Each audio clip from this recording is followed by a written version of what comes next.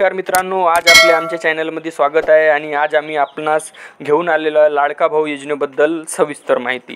आपल्याला माहितीच आहे, आपल्या महाराष्ट्राचे लाडके मुख्यमंत्री सन्माननीय एकनाथजी शिंदे साहेब यांनी गेल्या काही दिवसाआधीच लाडकी बहीण योजनेची घोषणा केली होती आणि आताच पंढरपूरच्या वारीत असलेल्या त्यांची जी सभा होती त्या सभेमध्ये त्यांनी माझा लाडका भाऊ या योजनेची घोषणा केलेली आहे।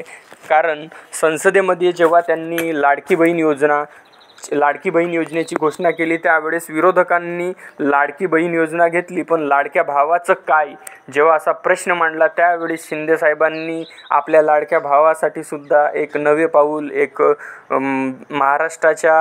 महाराष्ट्रातील बेरोजगारांसाठी एक मोठे पाऊल उचललेले आहे आणि लाडका भाऊ ह्या योजनेची घोषणा केलेली आहे।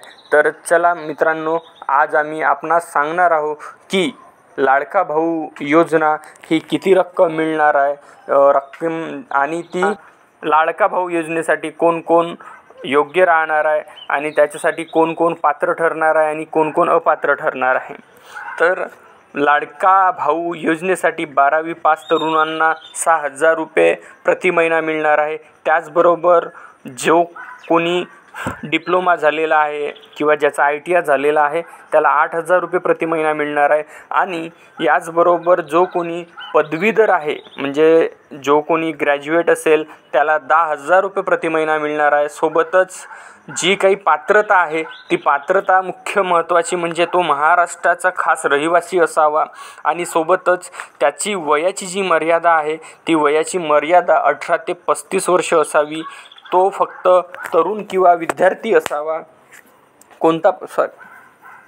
शैक्षणिक पात्रता किमान 12वी पास तरी आहे आणि सोबतच तो बेरोजगार तरुण असावा। बेरोजगारच तरुण यासाठी पात्र ठरतील आणि सोबतच त्याचे बँकेचे जे खाते आहेत ते बँकेचे खाते आधार कार्डशी संलग्न असावे।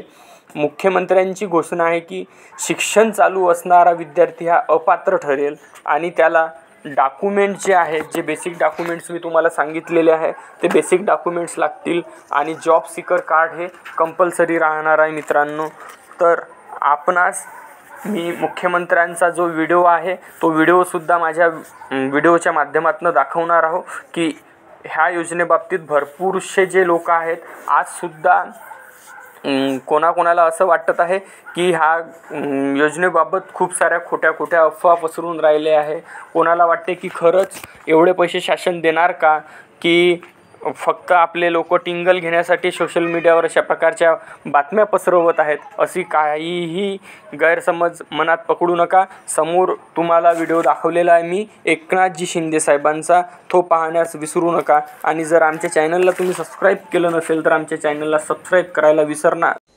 आज कृषी पंढरी या कृषी प्रदर्शनाचं उद्घाटन झालं आहे आणि त्याचबरोबर आपण काही लोक म्हणाले लाडकी बहीण तर केलं, लाडका भावाचं काय, मग लाडका भावाचं पण केलं। आता जो 12वी झाला आहे त्याला 6,000, डिप्लोमा झाला आहे त्याला 8,000, डिग्री झाला आहे त्याला 10,000 रुपये महिन्याला आणि त्याच्यामध्ये तो वर्षभर त्या कारखान्यात अप्रेंटिसशिप करेल, त्याला तिथं नोकरी लागेल आणि ट्रेंड असं अतिशय स्किल्ड मॅनपॉवर आपल्या उद्योजकांना मिळेल आणि म्हणून ते पैसे जे आहे हे सरकार भरणार आहे। अप्रेंटिसशिपचे इतिहासात पहिल्यांदा अशा प्रकारची योजना आपण सुरू केलेली आहे। लोक म्हणाले काय बेरोजगारी, मग त्याच्यावर उपाय आपण हा काढला की का उद्योग जे आहेत, कारखाने आहेत त्याच्यामध्ये अप्रेंटिसशिप तो करेल आणि त्याचं स्टायपंड जे आहे ते सरकार भरेल।